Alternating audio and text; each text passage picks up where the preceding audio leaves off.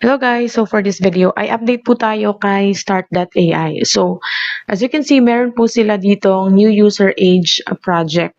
So dito makikita nyo, magpa-pop up to siya pagka-open nyo po sa website. So napaka-importante po na before you take the exam, you have to, itong SOP, no? You have to click the SOP or Standard Operating Procedure nila para alam nyo kung ano yung mga criteria or mga bagay na dapat nyong i-take note. Kasi nandito po yung mga hint sa pag-label natin. Kasi nangyari sa akin last time, I took the exam, two exam, the other one is 65% and the other one is 50% because I wasn't able to read the SOP carefully. So, ayun. So, napaka-importante po ng SOP. Every exam, you have to read the SOP.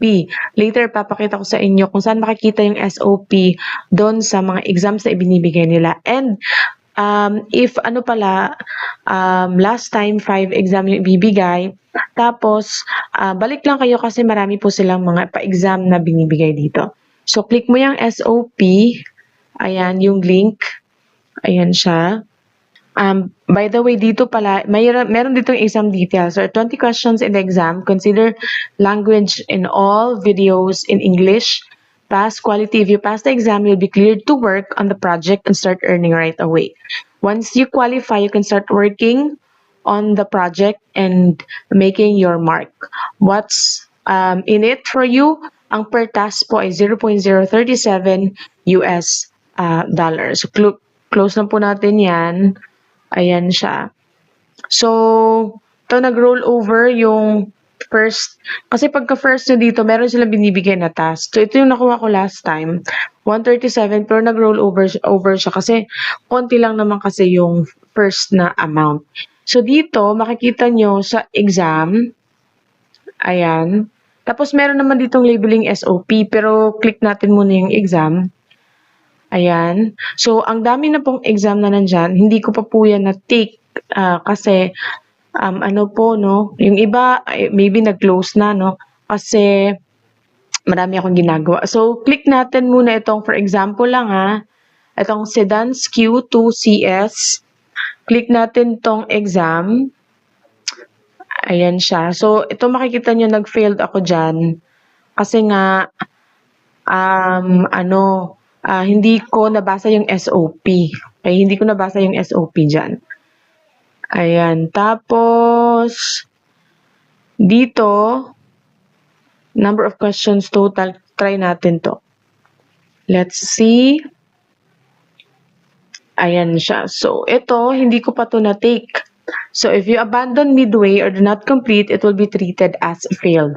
So, ito, 60 minutes, ito yung mga details, click nyo lang, meron ditong 60 minutes, dapat makompleto nyo siya. 20 questions, ang correctness required, napakataas lang ng threshold niya, 95%. Tapos, you can take it one time. Tapos, ito po yung SOP. I-click nyo lang po yan. Tapos, basahin nyo maigi, basahin nyo pabalik-balik para ma-familiarize nyo or talagang ma-hit natin yung 95%. So, pag click nyo dyan, makikita nyo dito yung project details.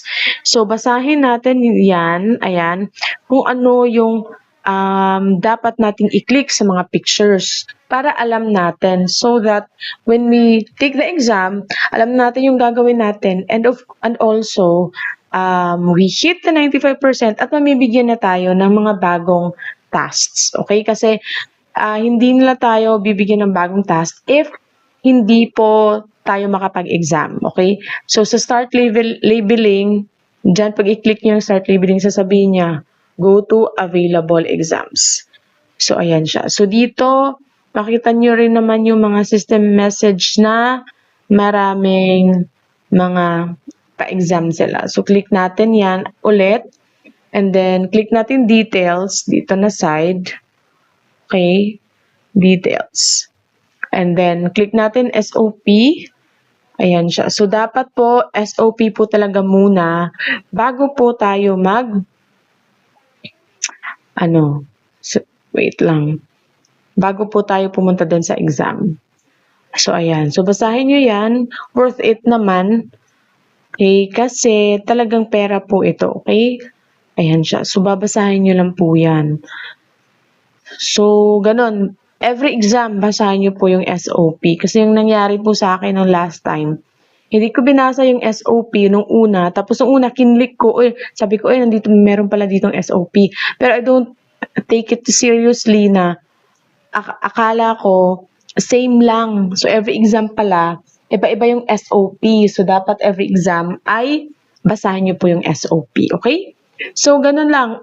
By the way, if new ka dito, hindi mo nakita yung first video ko kay Start AI, lalagay ko rin po yung link sa video description box. So, ganito lang po ang gagawin if sa exam. Again, one take lang po ito, kaya take it seriously dahil dito po nakasalalay if bibigyan ka po niya ng labeling task. Okay? So, I think hanggang dito lang po yung ating video. Thank you so much po for watching.